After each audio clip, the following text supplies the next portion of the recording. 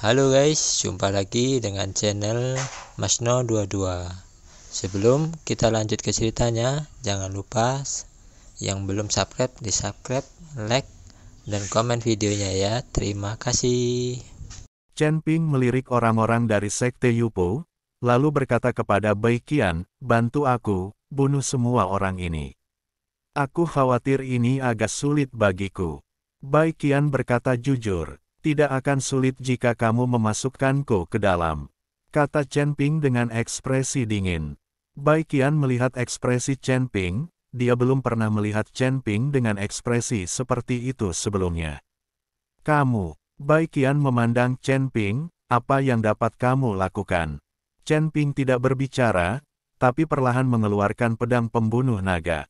Tubuh emas yang tidak bisa dihancurkan terus berkedip dan dengan cepat menutupi seluruh tubuh Chen Ping.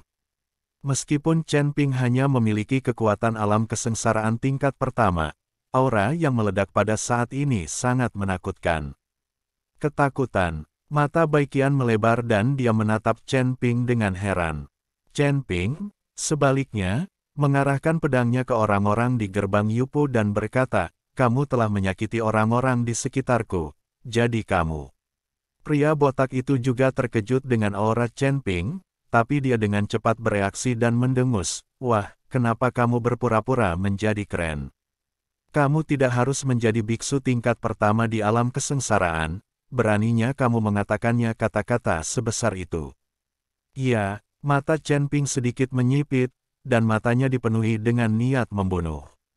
Orang-orang ini menyakiti Ji Yun dan Huo Feng, Chen Ping tidak akan pernah menahan diri. Kekuatan naga suci terus-menerus disuntikkan ke dalam pedang pembunuh naga, dan seberkas cahaya keemasan bersinar. Segera setelah itu, Chen Ping menebas dengan satu pedang. Segera setelah pedang itu ditebas, terdengar semburan auman naga, diikuti oleh cahaya pedang yang naik ke langit, dan naga emas yang terlihat dengan mata telanjang meraung. Melihat naga emas yang mengaum, orang-orang di Yupumen sedikit bodoh.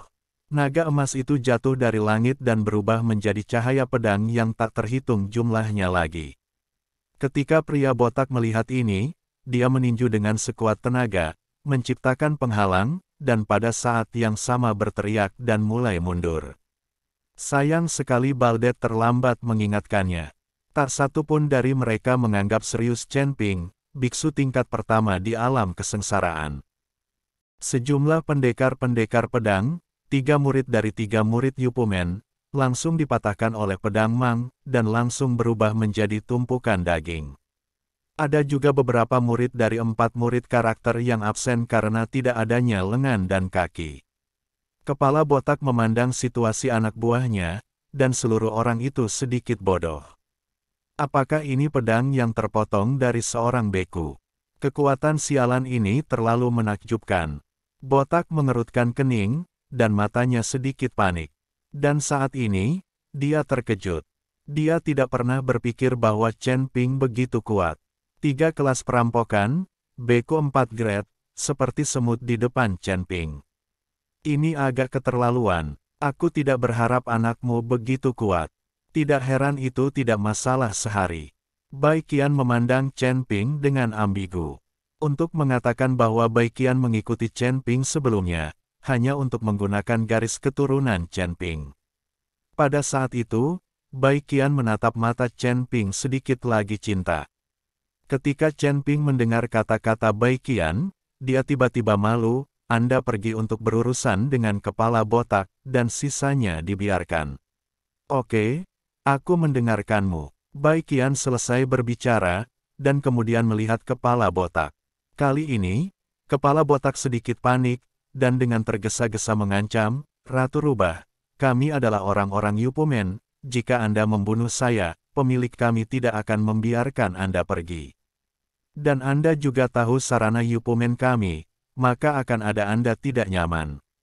"Iya, aku memandang rendahmu sebagian besar dari kalian Yupen, akan hanya menggertak wanita, pria macam apa." Setelah Bai Qian selesai berbicara, dia bergegas langsung ke kepala botak. Kecepatan Bai Qian cepat, tidak ada momentum yang meletus sama sekali, tidak ada kekuatan spiritual yang digunakan, dan tidak ada teknik penggunaan, yaitu terburu-buru biasa. Namun demikian, Bai Qian meninggalkan beberapa bayangan di belakangnya, yang menunjukkan seberapa cepat Bai Qian. Baldet tidak punya waktu untuk bereaksi, Bai Qian sudah ada di depannya.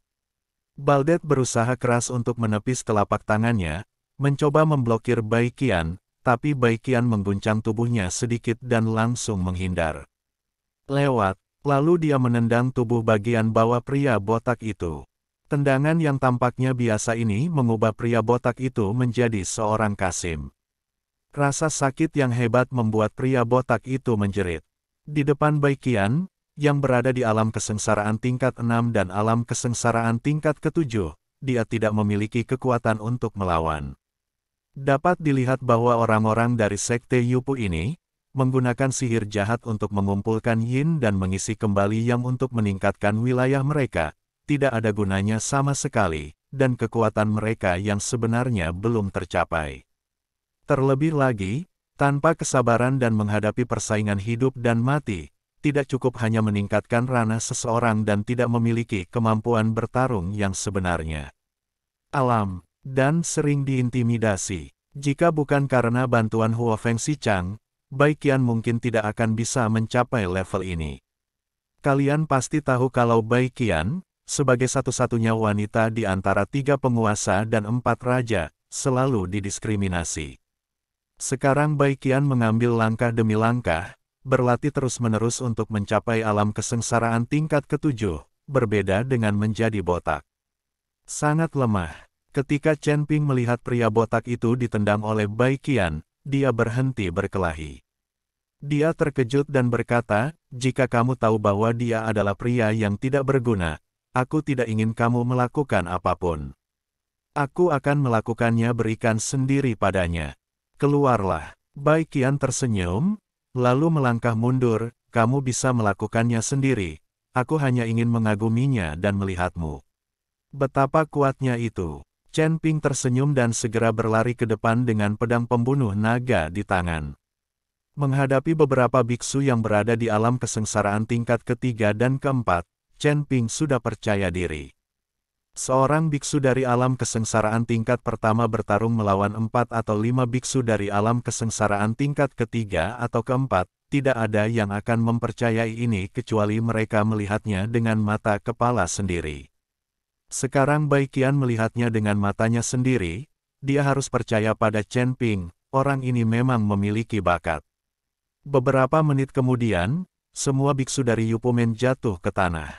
Chen Ping tidak membunuh mereka, dia hanya memotong tangan dan kaki mereka. Menyingkirkan pedang pembunuh naga, Chen Ping memandang Tuan Miao dan Kai Hongwei. Orang-orang ini langsung memahaminya dan bergegas maju dengan senjata di tangan, membunuh semua orang dari Sekte Yupu. Dicincang menjadi daging cincang. Chen Ping sengaja menahan diri agar Tuan Miao dan yang lainnya membalas dendam. Setelah membunuh orang-orang di Yupumen, Tuan Miao dan Kai Hongwei menemukan Chen Ping dan berdoa, "Tuan Chen, tolong bantu menyelamatkan Miao Miao dan Qianan secepat mungkin. Jangan khawatir, aku akan segera pergi dan membiarkan burung Phoenix api menuntunku. Kalian bisa mencari tempat untuk beristirahat di sini." Chen Ping meminta Huo Feng memimpin jalan untuk menyelamatkan Miao Miao dan Kai Qianan. Yang lain istirahat, lagi pula banyak orang yang terluka, dan mengikuti mereka juga akan menambah beban. "Terima kasih, Tuan Chen." Tuan Miao dan Kai Hongwei berlutut lagi di hadapan Chen Ping. Chen Ping buru-buru membantu mereka berdua berdiri. "Chen Ping, saya datang ke medan perang para dewa dan iblis ini untuk mencari harta karun, bukan untuk menyelamatkan orang. Apakah Anda lupa bagaimana Anda berjanji kepada saya? Apakah kamu pikir kamu mampu sekarang dan tidak membutuhkanku lagi?" Bai Qian berkata sangat tidak senang. Menyelamatkan orang lain adalah buang-buang waktu, tetapi Anda harus tahu bahwa di medan perang ini, waktu adalah yang paling berharga. Jika Anda tidak mengikuti saya tidak akan bisa menghadapinya sendiri. Paling buruk, saya dapat terus meningkatkan jumlahnya. Chen Ping tidak punya pilihan selain menjual tubuhnya lagi. Paling buruk, tambahkan beberapa kali sehari, dan Anda tidak bisa mengabaikannya begitu saja. Tuan, berapa kali saya harus menambahkannya? Huo Feng bertanya dengan rasa ingin tahu. Jangan tanya, ini rahasia kita berdua. Chen Ping tidak membiarkan Huo Feng bertanya lagi.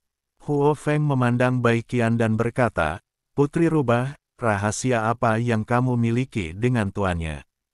Mengapa kamu masih begitu misterius?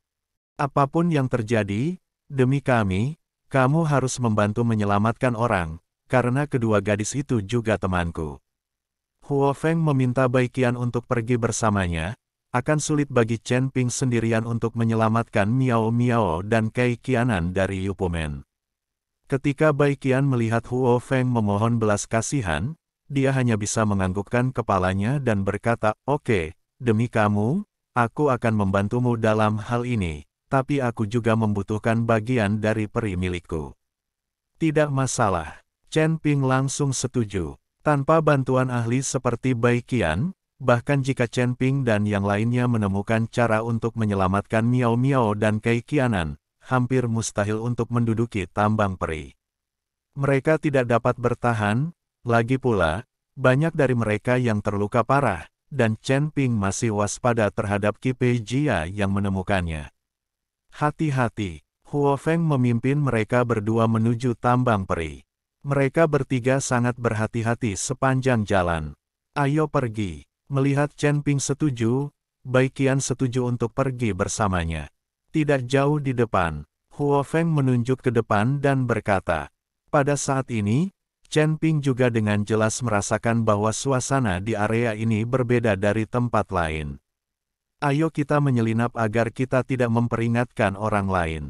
Chen Ping memperingatkan, bagaimanapun, mereka ada di sana untuk menyelamatkan orang, bukan untuk berkelahi.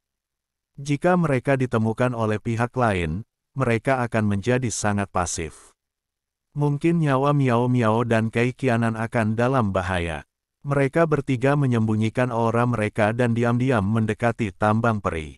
Segera mereka bertiga sampai di lereng bukit, dan kemudian melihat tidak jauh dan menemukan sebuah gua besar di pegunungan di depan, dan di pintu masuk gua, ada 5 atau 6 biksu yang berpatroli bolak-balik. Gua ini adalah tambang abadi. Kami menemukannya secara tidak sengaja. Awalnya kami ingin mendapatkan biji abadi lagi, tetapi kami tidak ingin ditemukan oleh orang-orang dari Sekte Yupu dan mulai memburu kami. Huo Feng memandang biksu Sekte Jadepu tidak jauh dari sana, mengertakkan gigi dan berkata, jika saya tidak diturunkan ke dunia sekuler, saya akan memotong semuanya menjadi beberapa bagian. Pergi. Apa? Kamu sudah bertahun-tahun tidak bertemu denganku. Apakah kamu sudah terlempar ke dunia sekuler? Bai Qian di samping bertanya dengan heran. Huo Feng mengangguk. Bai Qian ingin terus bertanya, tapi kali ini, sekelompok orang berjalan menuju gua. Berhenti bicara, seseorang akan datang. Chen Ping segera menyuruh Bai Qian dan Huo Feng untuk berhenti bicara. Ada lebih dari 20 orang dalam kelompok ini, semuanya mengenakan pakaian berwarna merah tua dan topi di kepala mereka. Penampilan mereka tidak terlihat dengan jelas, tetapi mereka jelas berasal dari geng yang sama. Seorang anggota dari Sekte Gadis Giok. Melihat orang-orang ini datang, Bai Qian mengerutkan kening dan berkata, Gerbang Gadis Giok, apakah ini semua wanita? Chen Ping bertanya dengan heran. Bai Qian mengangguk, mereka semua wanita. Sekte Gadis Giok bekerja sama dengan Sekte Yupu. Kedua sekte ini sering mendamaikan yin dan yang satu sama lain. Kali ini Sekte Yupu menemukan tambang peri, dan tanpa diduga, semua orang dari Sekte Gadis Giok juga ditemukan. Petik 2. Wajah Bai Qian terlihat sedikit jelek, dan ketika berbicara tentang Sekte Gadis Giok, Bai Qian tampak sangat marah. Bah, wanita-wanita cantik sialan itu, semuanya pelacur kecil. Aku mendengar tentang sekte wanita cantik ini bertahun-tahun yang lalu. Setelah Huo Feng mendengar gerbang Gadis Giok, dia meludah dengan keras. Agak sulit untuk menanganinya sekarang. Tiba-tiba ada begitu banyak orang. Saya khawatir akan sulit bagi kita untuk bergabung untuk menyelamatkan orang. Chen Ping mengerutkan kening, saya tidak tahu apa yang terjadi pada Miao Miao dan Kei Qianan. Melihat ekspresi gelisah Chen Ping, Bai Qian berkata, kalian berdua tetap di sini sementara aku mencari bantuan. Kita hanya bertiga dan kita tidak bisa menangani situasi ini. Bai Qian berencana mencari anggota 3 penguasa dan 4 raja lainnya, sehingga dia tidak perlu mengkhawatirkan Yupumen dan Yupumen. Itu pintu perempuan. Kamu harus cepat, ini sudah terlambat, aku khawatir terjadi sesuatu pada kedua gadis itu. Chen Ping berkata pada Bai Qian. Aku tahu, kata Bai Qian, berbalik dan menghilang tanpa jejak.